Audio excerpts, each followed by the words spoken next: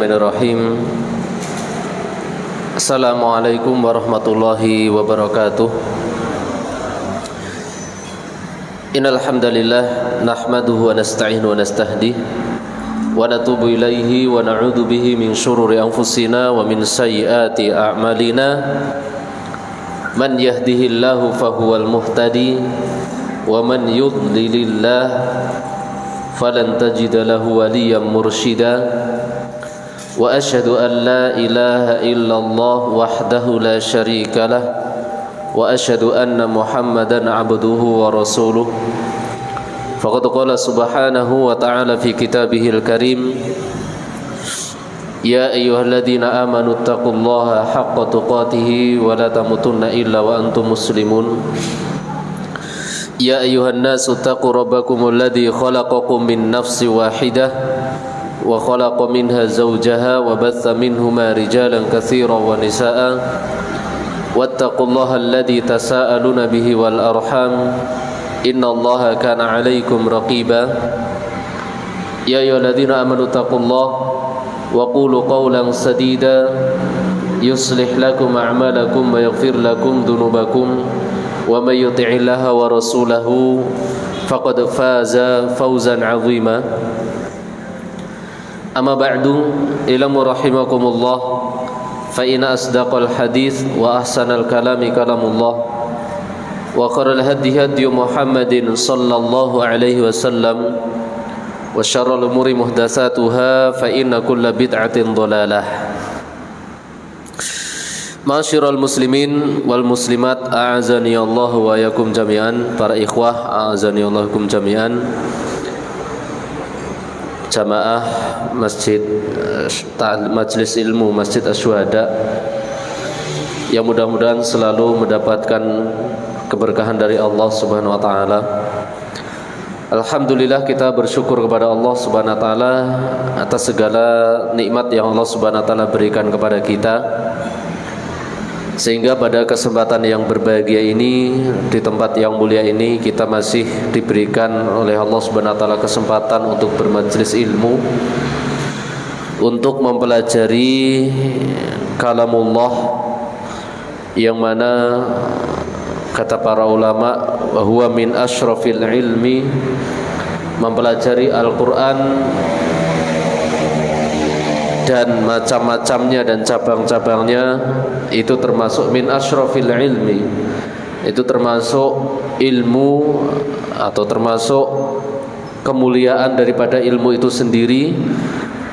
Dengan berharap kepada Allah Subhanahu wa taala, mudah-mudahan kita termasuk hamba-hambanya yang dimuliakan oleh Allah Subhanahu wa taala, diterima setiap ibadah kita, kita bertawasul di atas ibadah tersebut, kemudian Allah Subhanahu wa taala mengangkat dari segala kesulitan-kesulitan yang ada, terutama pada hari ini Allah Subhanahu wa taala memberikan kepada kita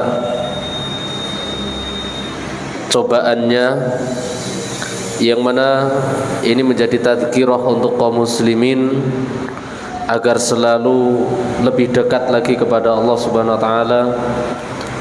Sebagaimana di dalam firman-Nya, fafirru ilallah, berlarilah kalian dalam kondisi lari yang sangat cepat menuju Allah Subhanahu wa taala, terlebih di masa-masa sulit ini, yang mana di sana ada beberapa keanehan. Di antara keanehannya adalah banyak manusia menyangka, yaitu banyak manusia yang lari dari Zat yang Maha memberi kesembuhan, beranggapan dia mencari kesembuhan. Ini termasuk sebuah kesalahan, yaitu lari dari Zat yang Maha memberi kesembuhan, beranggapan mencari sebuah kesembuhan. Yang mana di sini kalau kita mengambil faedah dari ayat tadi, Allah Subhanahu wa taala berfirman di dalam surah Ad-Dzariyat, kondisi segenting apapun kondisi sesulit apapun, Allah Subhanahu wa taala memerintahkan kepada kita, fafirru ilallah. Berlarilah kalian menuju Allah, lebih dekatlah lagi kalian dengan Allah Subhanahu wa taala. Kenapa? Karena Allah Subhanahu wa taala akan memberikan kemudahan kepada kita, memberikan jalan keluar dari setiap kesulitan kita apabila kita itu hubungan dengan Allah Subhanahu wa taala itu lebih dekat. Maka Allah Subhanahu wa taala memerintahkan fafirru ilallah. Maka sebuah kesalahan seseorang mencari rizki di dalam kesembuhan dan sebagainya, berlari dari zat sang pemberi rizki, beranggapan dia mencari rizki. Berlari dari zat sang pemberi kesembuhan, beranggapan mencari kesembuhan. Ini sebuah kesalahan. Maka jawabannya adalah taqarrub ilallah, lebih dekat lagi kita dengan Allah Subhanahu wa taala dengan mempelajari kalamnya, khusyuk di dalam sholat, beramal soleh dan sebagainya.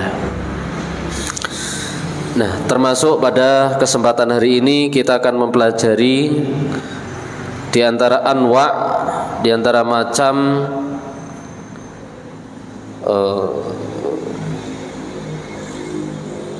ilmu daripada Al-Quran, yang mana pada kesempatan yang lalu kita sudah mempelajari tentang bab waqaf, dan yang sudah kita pelajari adalah tentang waqaf hasan. Waqaf hasan. Kemarin terakhir kita sampai di bab al-waqfu al-hasan. Oh, afan, salah ya. Waqaf kafi. Nah gitu. Ini bentuk salah satu tes kepada jamaah doeling ora gitu. Kalau ada yang ngelingke berarti perhatian gitu. Pada pertemuan yang lalu kita sudah mempelajari waqaf kafi, yang mana pada sebelumnya kita sudah mempelajari juga waqaf tam, kemudian waqaf kafi, kemudian insyaallah waqaf hasan, kemudian yang terakhir adalah waqaf qabih.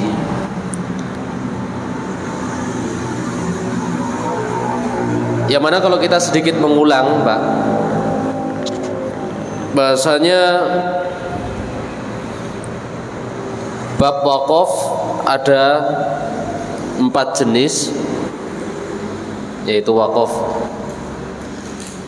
ittirari, intidhari, ikhtibari, kemudian apa? Ikhtiyari.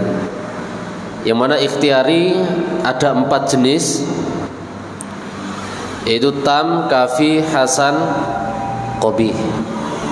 Kayak gitu dah. Yang mana waqaf tam, waqaf kafi, waqaf hasan. Waqaf tam adalah waqaf yang benar-benar kita berhenti di tempat pemberhentian tersebut. Kemudian apa? Dari sisi kaitannya, waqaf tam itu tidak ada kaitan sama sekali daripada lafadz dan makna. Maka berhentinya kita di situ benar-benar dituntut. Karena apa? Kalau kita melanjutkan akan berpotensi merusak makna. Maka disebut waqaf tam, sempurna maknanya apabila kita berhenti di tempat pemberhentian tersebut. Itu disebut waqaf tam. Kenapa? Kalau kita melanjutkan atau kita menggandengkan, mewasolkan tempat yang mana kita berhenti dengan kalimat setelahnya, afan, punya potensi merusak makna Al-Quran. Maka berhenti di situ disebut apa? Tam. Baik, kita sedikit mengulang, Pak. Karena ilmu itu idza takarrara qarrar. Apabila kita sering mengulang, insyaallah ilmu itu akan lebih kuat. Itu disebut waqaf tam. Kenapa disebut tam tadi? Karena kita berhenti di situ, maknanya sempurna. Dan dari definisi tam sendiri, yaitu kita berhenti di tempat wakaf, yang mana tempat pemberhentian tersebut dengan kalimat setelahnya tidak ada kaitan sama sekali dari sisi lafadz dan makna. Nah, ini penting untuk mengetahui tentang tidak ada kaitan dari sisi lafadz dan makna, agar kita tidak terjebak di dalam kita membaca ayat Al-Quran. Ketika kita mendapati ayat Al-Quran tersebut tersambung satu ayat, yaitu satu ayat panjang bersambung. Nah, maka kita agar tidak terjebak dari sisi, terkadang seakan-akan bagi orang yang nggak ngerti bahasa Arab, mungkin dari sisi lafadz seakan-akan bablas, berjalan terus gitu kan. Berjalan terus. Kenapa? Lah ini kan satu ayat gitu kan. Ini kan satu ayat, seakan-akan berjalan terus. Nah, bagi orang yang paham, ngerti kaidah, oh ini harus berhenti di tempat pemberhentian kalimat ini. Kenapa? Karena tempat yang mana kita pilih untuk berhenti di situ tidak ada kaitan lafadz dan makna dengan bacaan kalimat setelahnya. Contoh firman Allah Subhanahu wa taala di dalam surah Al-Maidah. Allah Subhanahu wa taala berfirman, "Laqad sami'allahu qaulal ladzina qalu innallaha faqirun." Afan, di surat Al-Imran, yaitu surat Al-Imran. Faqirun wa nahnu aghniya sanaktubu ma qalu wa qatlahumul anbiya. Nah, ini kan satu ayat, berbaris satu ayat, yaitu satu ayat berjalan. Nah, di situ Allah Subhanahu wa taala berfirman, "Laqad sami'allahu qaulal ladzina qalu innallaha faqirun wa nahnu aghniya sanaktubu ma qalu wa qatlahumul anbiya." Nah, ini kalau kita bacanya, mohon maaf, bablas, Pak. Ini hati-hati, ini berbahaya. Ini berbahaya kalau kita baca bablas. Laqad kafaral ladzina laqad sami'allahu qaulal ladzina qalu innallaha faqiru wa nahnu aghniya'u sanaktubu ma qalu. Ini berbahaya sekali kalau kita bacanya bablas, walaupun ini satu ayat, satu ayat. Karena dari sisi makna ini berbahaya. Di situ Allah Subhanahu wa taala mengkisahkan, Allah benar-benar mendengar orang yang mengatakan bahwasanya Allah itu fakir. Surat Al-Imran 181 akhir-akhir surat. Di situ Allah Subhanahu wa taala berfirman, "Laqad sami'allahu qaulal ladzina qalu innallaha faqir wa nahnu aghniya." Allah benar-benar telah mendengar terhadap tuduhan-tuduhan orang-orang yang mengatakan bahwasanya Allah itu fakir, Allah itu miskin, wa nahnu aghniya, dan kita itu orang kaya. Siapa yang mengatakan ini, Pak? Orang Yahudi. Orang Yahudi itu mengecap kepada Allah Subhanahu wa taala, Allah itu miskin, Allah itu fakir. Wa nahnu aghniya, dan kita itu orang-orang kaya. Ini kesombongan orang-orang Yahudi. Sanaktubu ma qalu wa qatlahumul anbiya. Sanaktubu ma qalu, sanaktubu ma qalu ini adalah bantahan dari Allah Subhanahu wa taala. Kami benar-benar akan mencatat terhadap perkataan-perkataan mereka. Nah, perkataan orang Yahudi itu sampai kalimat wa nahnu aghniya. Allah benar-benar telah mendengar orang yang mengatakan Allah itu fakir, Allah itu miskin, Allah itu butuh, wa nahnu aghniya, dan kita itu orang-orang kaya. Ini sampai sini perkataan orang Yahudi. Kemudian Allah Subhanahu wa taala menyanggah, sanaktubu ma qalu. Kami benar-benar akan mencatat, menetapkan perkataan-perkataan mereka. Wa qatlahumul anbiya, dan lain sebagainya. Nah, ini harus berhenti.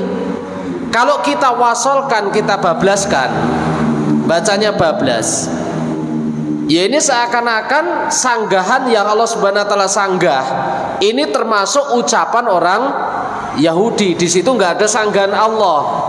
Kalau kita teruskan bacanya gitu loh. kalau kita bacanya bablas. Jadi apa artinya nanti? Artinya jadi sungguh Allah mendengar orang-orang Yahudi mengatakan Allah itu miskin, kami kaya, dan kami akan mencatat perkataan. Nah, ini kalau kita membacanya bablas. Berarti apa kalau membacanya bablas? Gak ada sanggahan dari Allah Subhanahu wa ta'ala. Ini penting. Di dalam surat Al-Imran ayat 181. Dan firman-firman yang lain. Nah, itulah dampak bahayanya kalau kita tidak mengerti tanda waqaf tam. Yaitu apa? Nggak ngerti kaidah tentang waqaf tam. Nah, waqaf tam tersendiri dibagi menjadi dua jenis, yaitu waqaf tam pertama lazim, kedua mutlak. Lazim itu adalah waqaf tam yang benar-benar mengharuskan berhenti, seakan-akan benar-benar sudah tidak ada tawaran di situ. Mutlak berhenti di situ. Itu apa? Mutlak berhenti di situ. Kalau kita lanjutkan akan memadharati dari sisi makna, maka berbahaya kalau seandainya kita tidak berhenti, dan contoh-contohnya sudah kita berikan. Kemudian waqaf tam selanjutnya yang kedua adalah mutlak. Adapun mohon maaf kembali ke lazim tadi. Lazim dari sisi tanda, yaitu tanda huruf mim kecil. Kemudian waqaf tam mutlak, yaitu sama seperti lazim, yang mana artinya dari sisi lafadz dan makna tidak ada kaitannya. Ini ditekankan benar-benar untuk berhenti, tapi seandainya pengen melanjutkan dalam kondisi-kondisi tertentu, ketika tidak memadharati makna secara fatal, maka diperbolehkan untuk melanjutkannya. Dibolehkan melanjutkan waqaf tam mutlak tersebut, dan tandanya adalah huruf qaf. Itu tandanya adalah huruf qaf sama lam. Suatu permisalan adalah firman Allah Subhanahu wa taala di dalam surah Al-Ahzab ayat 39. Satu permisalan. Itu Allah Subhanahu wa taala berfirman menjelaskan tentang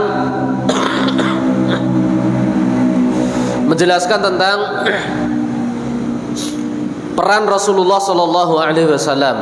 Itu surat Al-Ahzab ayat 39. Itu Allah Subhanahu wa taala berfirman, alladzina yuballighuna risalatillah wa yakhshawnahu wa la yakhshawna ahadan illallah wa kafa billahi hasiba. Maka di sini Allah Subhanahu wa taala berfirman, alladzina yuballighuna risalatillah.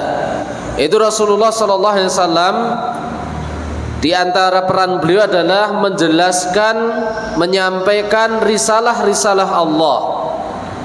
Wa yakhshawnahu, dan Rasulullah itu hanyalah takut kepada Allah Subhanahu wa taala.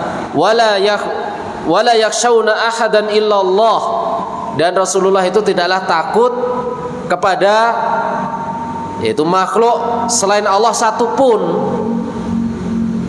Maka di sini berhenti. Wa kafa billahi hasiba. Seandainya kita melanjutkan wala yakhshawna ahadan illallah wa kafa billahi hasiba, maka ini maknanya tidak madharat, tidak merusak. Walaupun di sini ditekankan kita untuk berhenti wala yakhshawna ahadan illallah. Kenapa? Ini sebagai penegasan. Rasulullah sallallahu alaihi wasallam itu tidaklah takut kepada makhluk satupun, dan tidaklah ada yang ditakuti oleh Rasulullah sallallahu alaihi wasallam kecuali Allah Subhanahu wa taala. Itu tegas, sebuah penegasan. Kalimat penegasan. Rasulullah tidaklah takut kecuali hanya kepada Allah saja, penegasan. Kenapa? Wa kafa billahi hasiba, dan Allah Subhanahu wa taala cukuplah bagi Allah sebagai hasib. Taib. Itu apa? Waqaf tam. Kemudian waqaf kafi. Itu yang kita bahas pada pertemuan yang lalu. Dari sisi kaitannya, kalau waqaf tam itu adalah tidak ada kaitan sama sekali dari sisi lafadz dan makna. yaitu di tempatnya kita berhenti di tempat tersebut dari sisi lafaz dan makna tidak ada kaitan, berbeda dengan waqaf kafi. Waqaf kafi adalah huwal waqfu ala kalimatin qur'aniyatin, yaitu kita berhenti pada kalimat, yaitu Al-Qur'an, pada ayat di dalam Al-Qur'an. Bainaha wa baina ma ba'daha ta'alluqun ma'nawiyun la lafzi, yang mana di tempat kita itu berhenti ada kaitan dari sisi makna, bukan dari sisi lafaz. Nah, berarti ada perbedaan tadi dengan waqaf tam. Kalau waqaf tam, makna dan lafaz tidak ada kaitan sama sekali, itu waqaf tam, ya toh. Jadi makna dan lafaz nggak ada kaitan sama sekali, putus, itu waqaf tam. Nah, berbeda dengan waqaf kafi, waqaf kafi, yang mana waqaf kafi di tempat kita waqaf,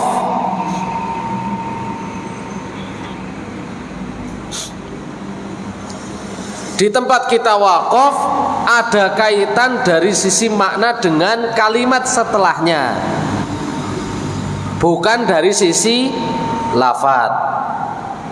Nah, maknanya ada kaitan dengan tempat kita berhenti, lafadznya tidak, itu waqaf kafi. Tandanya ada dua, yaitu huruf jim dengan huruf so, yaitu huruf jim dengan huruf sod. Jim artinya jaiz, so itu adalah al-waslu aula, itu maknanya, yaitu apa? Dari sisi makna dia ada kaitannya, dari sisi lafaz tidak, itu waqaf kafi. Kita berikan contoh kemarin di dalam awal-awal surah Al-Baqarah, yang mana Allah Subhanahu wa taala berfirman, innal ladzina kafaru sawa'un 'alaihim anzartahum am lam tunzirhum la yu'minun khatamallahu 'ala qulubihim. Dari sisi lafaz ini berhenti, nggak ada kaitan sama sekali, berhenti di situ. Maka dari sisi makna, ditinjau dari sisi makna ada kaitannya, yang mana Allah Subhanahu wa taala mensifati orang-orang kafir di sini berfirman, innal ladzina kafaru sawa'un 'alaihim anzartahum am lam tunzirum la yu'minun. Sesungguhnya orang kafir kamu kasih peringatan, enggak kasih peringatan itu dablek, gitu loh, enggak bakalan beriman, enggak bakalan beriman. Kamu kasih peringatan, enggak kasih peringatan, sama saja, mereka nggak akan beriman. Apa penyebabnya? Nah, penyebabnya ini kan berarti ada kaitan dari sisi makna dengan ayat setelahnya. Dari sisi lafaz sudah berhenti, mandek ning kono, itu dari sisi lafaz. Tapi dari sisi makna dengan setelahnya ada kaitannya. Ada kaitannya. Apa penyebabnya? Khatamallahu ala qulubihim, yang mana Allah Subhanahu wa taala masih mengkisahkan orang kafir. Penyebabnya itu adalah Allah menutup hati-hati mereka, gitu loh. Allah menutup hati-hati mereka. Nah, mereka ini siapa? Orang kafir, bukan orang beriman. Kenapa? Maknanya terikat dengan innalladzina kafaru. Coba Pak, kalau ini kita tutup di sini, nggak ada kaitan makna. Terus maknanya ke siapa? Khatamallahu ala qulubihim. Orang beriman? Nggak mungkin. Allah menutup hati-hati mereka. Mereka yang dimaksud orang beriman? Oh enggak. Yang ditutup adalah hatinya orang-orang kafir. Nah, berarti dari sisi makna ada ikatan, ada kaitannya. Bahasanya khatamallahu ala qulubihim, himnya kepada orang-orang kafir, orang-orang kufur. Nah, termasuk ayat Al-Baqarah awal, dzalikal kitabu la raiba fi hudal lil muttaqin. Bahwasanya kitab Al-Qur'an ini sama sekali tidak ada keraguan di dalamnya. Alif lam mim, dzalikal kitabu la raiba fi hudal lil muttaqin. Bahasanya Al-Quran adalah petunjuk untuk orang-orang yang bertakwa. Nah ini berhenti Pak, di sini kita berhenti. Dari sisi lafaz berhenti, tek, mandek, gitu loh. Seandainya kita sholat pun berhenti sampai di sini, hukumnya sah, boleh, gitu loh. Kenapa? Dari sisi makna ini, dari sisi lafaz berhenti, hukum asal sah. Nah, kemudian Allah Subhanahu wa taala berfirman selanjutnya, apa? Alladzina yu'minuna bil ghaibi wa yuqimunas sholata wa mimma wa yu'tuna zakata wa mimma razaqnahum yunfiqun. Bahasanya orang-orang yang bertakwa itu adalah alladzina yu'minuna bil ghaibi. Ini dari sisi makna, maknanya ada ikatan. Bahasanya sifat orang yang bertakwa itu adalah orang-orang yang mempercayai perkara-perkara gaib. Wa yuqimuna sholah, menegakkan sholat, berzakat, itu orang-orang bertakwa. Coba kalau kita potong makna sama lafaz beda, maka alladzina yu'minuna bil ghaibi wa yuqimuna sholah bukan termasuk orang-orang yang bertakwa, gitu loh Pak. Pahami sih. Jadi Allah Subhanahu wa taala, berarti ini wakaf apa Pak? Alladzina yu'minuna bil ghaib, apa namanya? Hudalil muttaqin, berhenti alladzina yu'minuna bil ghaibi wa yuqimuna shalah. Wakaf apa ini sebutannya? Wakaf kafi. Wakaf yang afan ya. Wakaf apa ini tadi? Hasan, gitu loh Pak. Wakaf kafi, bener ya? Wakaf kafi. Yaitu wakaf apa? Kafi. Ada sisi apa namanya? Ikatan makna dengan setelahnya. Coba kalau kita jadikan ini wakaf yang tidak ada kaitan dari sisi makna dan lafaz atau wakaf tam, sesuai atau tidak? Tidak sesuai. Dzalikal kitabu la raiba fihi hudal lil muttaqin. Al-Quran ini adalah petunjuk untuk orang-orang yang bertakwa. Kemudian Allah Subhanahu wa taala berfirman, alladzina yu'minuna bil ghaib, orang-orang yang beriman dengan perkara-perkara ghaib. Seandainya tidak ada ikatan dengan kalimat sebelumnya, orang-orang yang beriman dengan perkara ghaib, menegakkan salat dan menegakkan zakat. Berarti apa? Orang-orang yang beriman dengan perkara yang ghaib, menegakkan salat, menegakkan zakat, bukan termasuk orang-orang yang bertakwa. Gitu loh Pak. Itu seandainya kita jadikan wakaf tam. Nah, karena ini adalah wakaf apa? Kafi, ada kaitan makna walaupun lafadznya berhenti.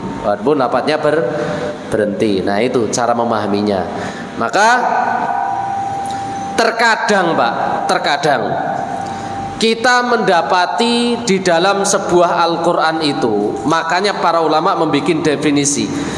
Di antara bentuk thariqah tafsir itu, ini penting, di antara bentuk thariqah tafsir itu, yang paling aula tafsir di dalam Al-Quran adalah Al-Quran ditafsirkan dengan ayat setelahnya. Itu yang paling aula. Itu yang paling tafsir yang paling Tafsir yang paling utama. Bahwasanya Al-Quran ditafsirkan dengan ayat setelahnya. Kalau ayat setelahnya itu apa? Nyambung dari sisi makna terlebih lafaz. Dari sisi makna paling utama. Nah, itu tafsir yang paling apa tadi?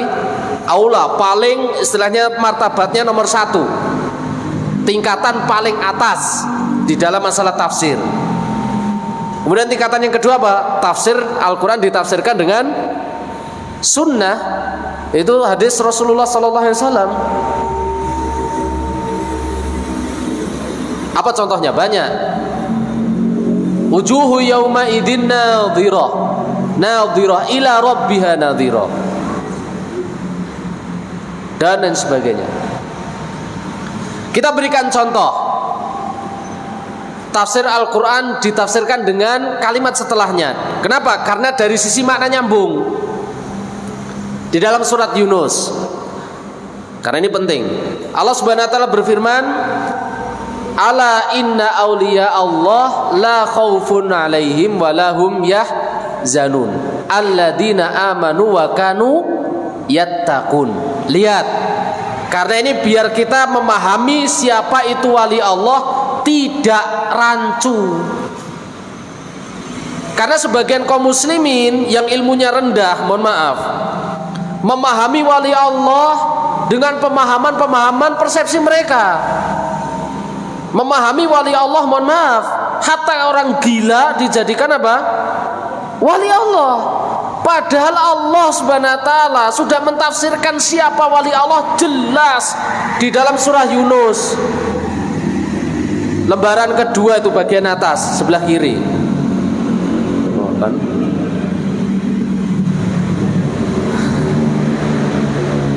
Ya sidik-sidik apa Pak? Awal-awal surat Yunus itu Allah Subhanahu wa taala berfirman tentang siapa sih yang disebut wali Allah itu siapa? Jelas. Allah Subhanahu wa taala di situ mengatakan definisi, pengertian, takrif tentang siapa sih wali Allah. Allah Subhanahu wa taala berfirman, "Ala inna auliya Allah la khaufun 'alaihim wa lahum yahzanun alladzina amanu wa kanu yattaqun." Jelas. Makanya Syekhul Islam Ibnu Taimiyah ketika mengomentari ayat ini mengatakan, "Man kana lillahi taqiyan kana lillahi waliyan." Ketahuilah bahasanya wali-wali Allah mempunyai sifat tidak takut, tidak sedih. Nah, para ahlul bidah kadang mentafsirkan sampai sini toh. Wali Allah itu tidak takut, tidak sedih, pokoknya seneng terus, bahagia terus, ngasih majdub, ngasih akalnya diangkat, edan. Dan situ dicari barokahnya lagi kan, sing lucu gitu ya. Berarti sing bodoh sapa gitu kan. Padahal Allah mentafsirkan ada makna selanjutnya, makna yang terikat dengan ayat selanjutnya. Apa? Alladzina amanu wa kanu yattaqun. Bahasanya ketahuilah bahasanya wali Allah itu pertama mempunyai sifat orang yang beriman, yang kedua adalah orang yang bertakwa. Berarti siapa saja yang mempunyai keimanan, mempunyai ketakwaan, punya potensi wali Allah. Bapak bisa jadi wali Allah? Bisa. Saya bisa jadi wali Allah? Bisa. Jadi wali nggak terbatas songo. 8, 7, 4, 5, 2, 1. Wali siapa? Bu Salman 1. Nggak terbatas 1. Semuanya bisa, semuanya bisa. Sahabat semuanya wali Allah. Nah gitu loh. Jadi biar nggak rancu, kenapa ada ikatan? Nah ini diantara salah satu faedah kita mengetahui tentang al-waqfu wal ibtida. Waqfu wal ibtida. Ada kaitan makna dengan setelahnya. Kenapa? Al-Quran mentafsirkan Al-Quran. Al-Quran mentafsirkan apa? Al-Quran. Nah, itu loh Pak, pentingnya. Ayat berapa Pak itu? Ya buka. Ayat berapa? 62. Iya toh. Sebelah kiri atas toh. Nah, itu contohnya, contoh. Banyak. Di ayat-ayat yang lain juga seperti itu banyak. Qad aflahal mu'minun. Sungguh bahagia orang-orang yang beriman. Maka di situ Allah Subhanahu wa taala mentafsirkan siapa orang beriman? Alladzina hum fi sholatihim khashi'un. Orang bahagia, orang beriman adalah orang yang di dalam sholatnya khusyuk. Walladzina hum 'anil lagwi mu'ridun. Orang yang menghindari omongan-omongan yang tidak bermanfaat, sendagura dan sebagainya. Nah itu. Baik. Itu wakaf kafi. Pentingnya kita memahami wakaf kafi agar kita mengetahui bahasanya di sana ada faedah bahasanya Al-Quran mentafsirkan Al-Quran. Yaitu terkadang Al-Quran ada ditafsirkan dengan ayat selanjutnya.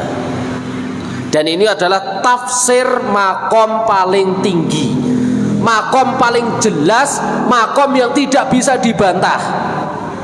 Lah kalau kita membantah tentang ayat tadi, bahasanya wali Allah adalah tidak takut, la khaufun alaihim wa lahum yahzanun, dan tidak sedih. Kita mentafsirkan wali Allah, kita tafsirkan sampai sini tok. Wali Allah itu enggak takut, enggak sedih. Onone seneng guyu terus. Ya sudah, itu jadi wali-wali yang mohon maaf itu. Wali-wali yang ya kadang wali telanjang dikatakan wali, wali tukang ngecat dikatakan wali gitu, tukang pilok wali gitu. Kenapa ya? Mereka enggak sedih, seneng terus gitu kan. Enggak takut, enggak sedih gitu. Enggak, ditafsirkan dengan ayat setelahnya, alladzina amanu wa kanu yattaqun. Wali Allah itu adalah orang yang beriman dan bertakwa. Siapa yang mengumpulkan dua perkara ini, antara keimanan dengan ketakwaan, bisa disebut wali Allah. Jadi wali Allah bukan berarti yang punya khariqul ada, bisa terbang dan sebagainya, enggak. Bukan seperti itu. Baik. Kita masuk ke waqaf hasan, karena waqaf hasan, waqaf qabih insyaallah mudah. Waqaf hasan adalah huwal waqfu ala kalimatin qur'aniyatin wa baina ma ba'daha ta'alluqun lafzi wa ma'nawi. Baik. Waqaf hasan adalah waqaf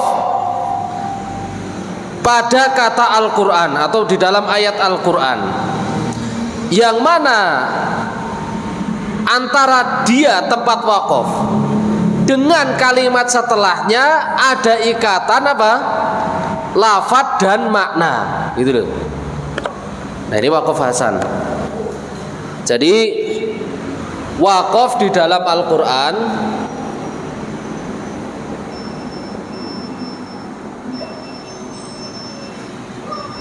kalimat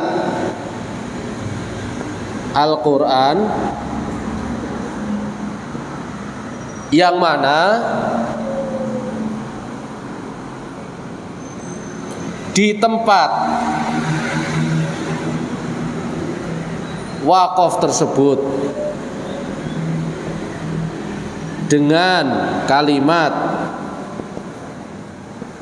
setelahnya ada ikatan, ada kaitan, lafaz dan makna. Nah, ini waqaf hasan, yaitu apa? Waqaf di dalam kalimat Al-Qur'an yang mana di tempat waqaf tersebut dengan kalimat setelahnya ada kaitan apa namanya? Lafaz dan makna. Dan waqaf hasan ini dari sisi jenis ada dua, kita singkat. Dari sisi jenis ada dua. Pertama, waqaf hasan disebut waqaf Jibril. Nah, ini dari sisi riwayat. Yang kedua yaitu apa? Muraqabah.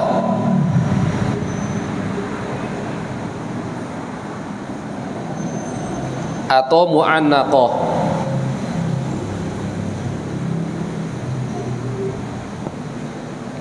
Nah, ini jenis dari waqaf apa? Hasan. Bahasanya waqaf hasan ada dua jenis. Yang pertama adalah waqaf Jibril. Yang di sini ini adalah masalah bab riwayat.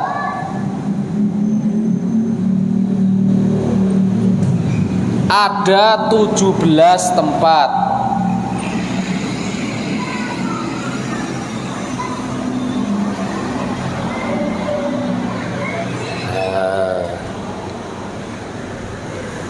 Ada 17 tempat. Ini sebenarnya sudah dibahas dulu.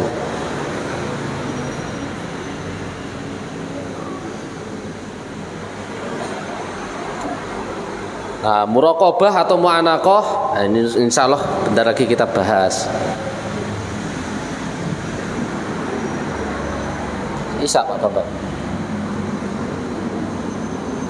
Udah Isa. Baru mukadimah udah Isa.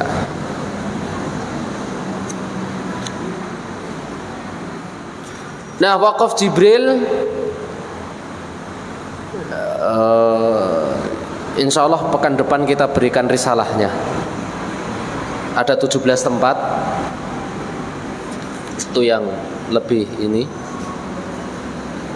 Adapun mu'anaqah itu Pak, atau muraqabah itu adalah wakaf yang kalau kita melihat di Al-Quran tandanya seperti ini Pak. 3 titik itu loh Pak. Yaitu hanya kifafi kalimatin wahidatin, yaitu kita terdapat tanda wakaf, 2 tanda wakaf di dalam salah satu kalimat Al-Quran. Itu disebut wakaf mu'anaqah, itu muraqabah. Dan di sini kita memilih di salah satu tempat, memilih di salah satu tempat. Ini disebut muraqabah atau mu'anaqah. Muraqabah kenapa disebut muraqabah? Karena saking dekatnya. Kan qorib, raqib, dekat. Muraqabah itu berdekatan. Kita lihat di dalam surah Al-Baqarah awal, dzalikal kitabu la raiba fihi hudal lil muttaqin. Kan di situ ada 2 titik, 2 tanda seperti ini berdekatan. Dzalikal kitabu la raib yang pertama. Kemudian apa? Yang kedua di kalimat fihi. Berdekatan, la raiba fihi. Dzalika, kan ayatnya seperti ini, Pak. Dzalikal kitabu la raiba fihi.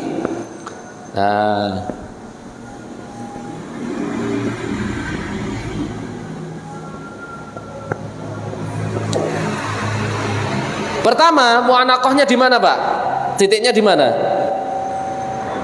Raib, iya toh? Di sini. Yang kedua di fihi. Ini boleh berhenti di milih di salah satu.